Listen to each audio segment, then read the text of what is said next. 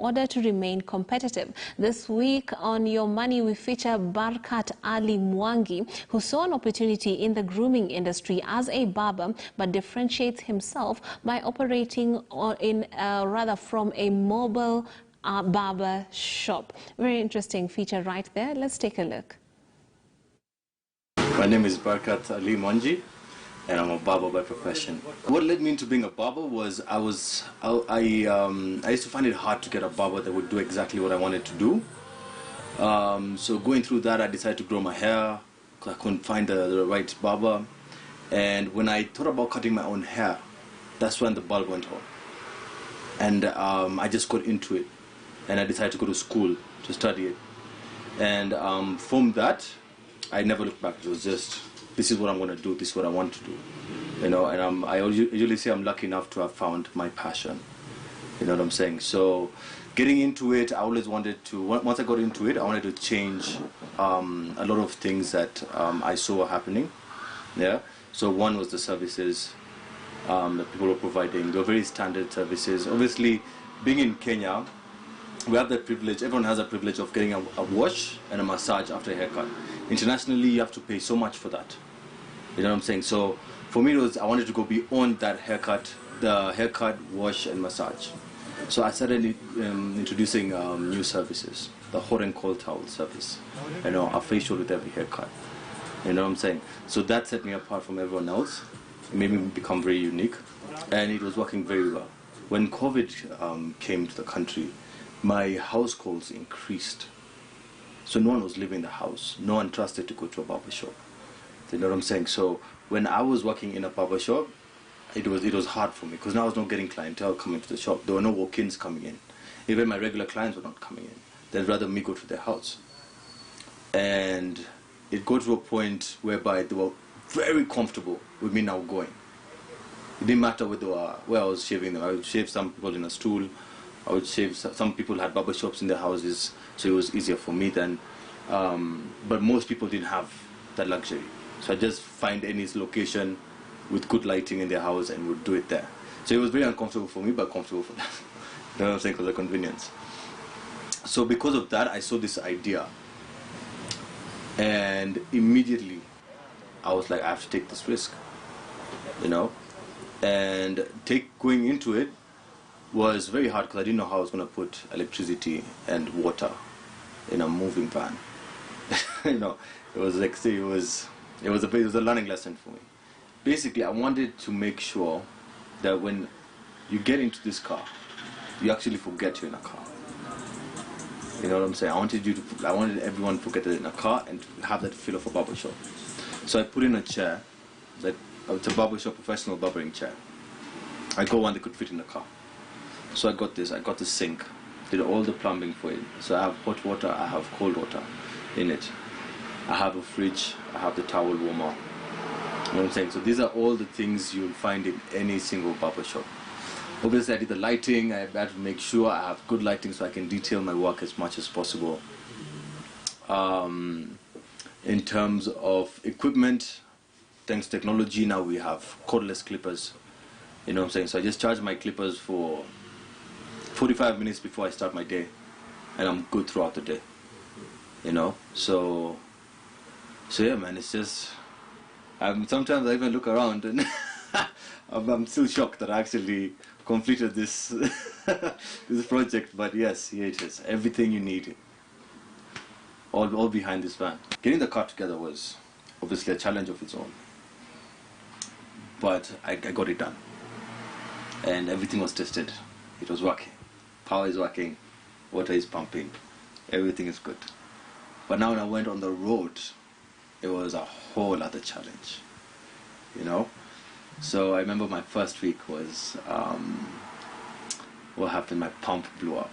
So I've got into a client. I've started the service. Obviously he's excited about it. Doing it. I finished the haircut. I'm like, alright, let's get a wash. And we go to get a wash and the pump is blown up. So that was crazy. So I didn't know what to do then. So luckily I had to organize, get another pump board, bring it to the site, fix the pump, keep going. Another issue I had was I was shaving a guy. Luckily I just finished Power Goes. you know. So luckily, because I had all the knowledge on how everything works, because I was there throughout the build, it was easy for me to fix all these issues, you know. And I'm still getting challenges as I go, you know. And I didn't expect it to be easy, obviously. I didn't expect it to be easy. The price I'm charging now was the price I was already charging when I was coming to your house with a backpack and I had you sitting in a stool. I have not changed my price. But now I'm giving you a better service and I'm coming to your house with a van, you know what I'm saying? And you get to sit inside, you get a wash, you get a facial, you get a manicure, you get a pedicure. So you get all the works outside your house. Okay. You know? So me setting up my prices was obviously I have to look out for the business.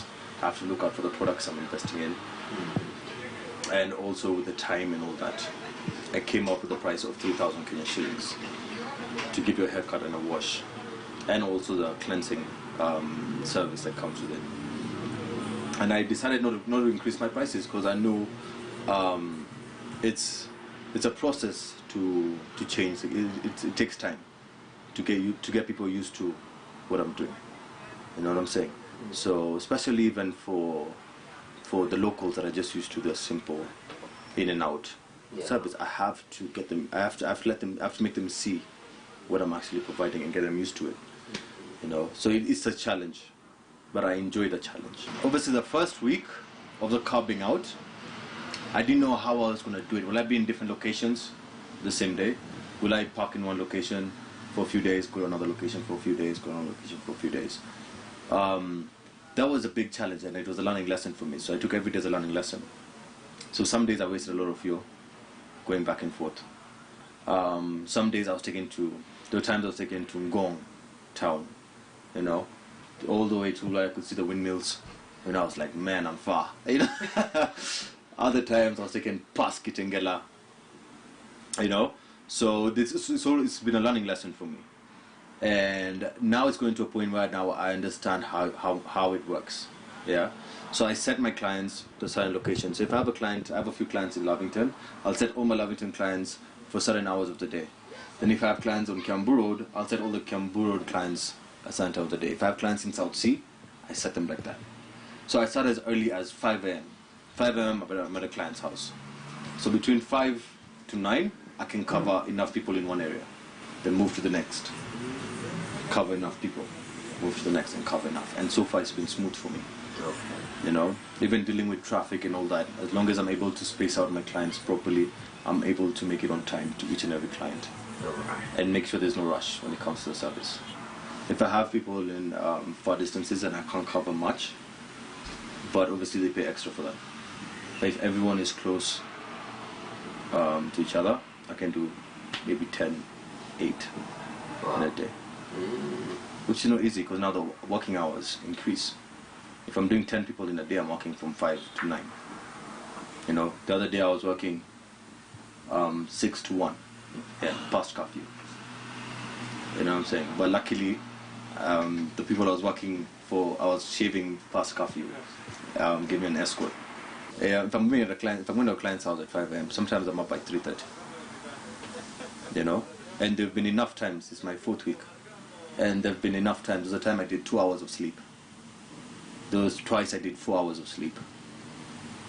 You know, just to make sure I satisfy everyone, and I'm awake by 4 a.m. to be at a client's house. So it's been challenging, but also I realize there's a market for these guys who wake up early. You know, it's very hard to find a barber who's in a barber shop by 6 a.m. You know what I'm saying? It's very hard to find a barber in a barber shop by 5 a.m. So when people realized, oh man, this guy can be at my house by 5 a.m. I said, so I have clients now that throughout the year I've already booked 5 a.m. on this day, every week, you're in my house. 6 a.m. every week, you're in my house. So you see now that people have realized I can do that, they're now setting up for the whole year. Not even for, people are booking for the whole year. The money you put into this car, you can open a shop and have 4 chairs. Then you can have 4 barbering chairs in that shop. So you have an option, either invest in a car and put 1 chair, or open a shop and put more chairs. It's up to you. For me, I already built a clientele. I've been working on this thing for like 2 years. You know what I'm saying? So I've invested, for me to get where I am, it's obviously investing in time and clientele. So I already knew I had a clientele. that would start up the business for me. And so far, it's been good. You know, as soon as I brought out the car, all my clients have been so supportive. You know, there's no one guy who told me, "Oh, you're so expensive now." You know, everyone has been supporting me. So it's been good, and I'm getting new clientele at the same time, and everyone is loving the project. You know, the service is also playing a big part in what I'm doing. You know, so if someone wants to do it and take the risk, go ahead. If you feel like you're strong enough, go ahead. Definitely. But you have those two options. Or they open a shop or get a car. You have those two options, you know what I'm saying? Because it's a big investment, it's not a small investment. It's a very big investment.